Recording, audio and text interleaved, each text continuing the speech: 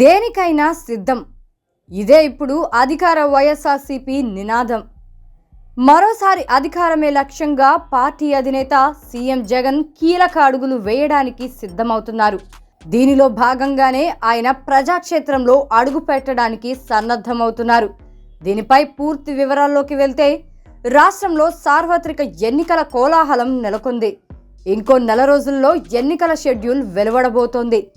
Lok Sabha, assembly స్థానాలకు ఒకేసారి ఎన్నికలను నిర్వహించడానికి మార్చి 2వ వారంలో షెడ్యూల్ విడుదలవుతుందనే అంచనాలు ఉన్నాయి.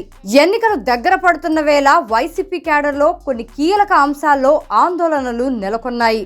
ముఖ్యంగా టీడీపీ జనసేన పొత్తు, వైఎస్ షర్మిల ఎంట్రీతో తిరిగి అధికారంలోకి వస్తామా లేదా అనే అనుమానాలు అధికార పార్టీలో మొదలయ్యాయి. ఈ అనుమానాలు తొలగించేందుకు సీఎం జగన్ సిద్ధమయ్యారు. విశాఖలోని భీమిలి వేదికగా నిర్వహించే సిద్ధం సభ ద్వారా అన్ని అంశాలపై క్లారిటీ ఇవ్వాలని జగన్ నిర్ణయించారు. ముందుగా క్యాడర్కు దిశానిర్దేశం చేసేందుకు సీఎం జగన్ ప్లాన్ చేస్తున్నారు. ఎన్నికల తరువాత తొలిసారిగా క్యాడర్తో జగన్ నేరుగా మాట్లాడనున్నారు. ఎన్నికలు సమీపించిన నేపథ్యంలో సీఎం జగన్ రాష్ట్ర వ్యాప్త పర్యటనకు శ్రీకారం చుట్టనున్నారు. శనివారం జరిగే సిద్ధం సభ ద్వారా ఎన్నికల ప్రచార శంఖారావాన్ని పూరించనున్నారు. విశాఖపట్నం జిల్లాలోని భీమిలిలో భారీ బహిరంగ సభలో ప్రసంగించనున్నారు.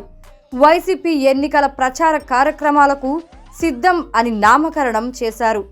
సిద్ధం ప్లాన్తో ఏపీలో వచ్చే ఎన్నికల్ని ఫేస్ చేయడానికి తాము అన్ని విధాలుగా సిద్ధంగా ఉన్నామనే సంకేతాలు ఇచ్చేందుకు జగన్ సిద్ధమయ్యారు.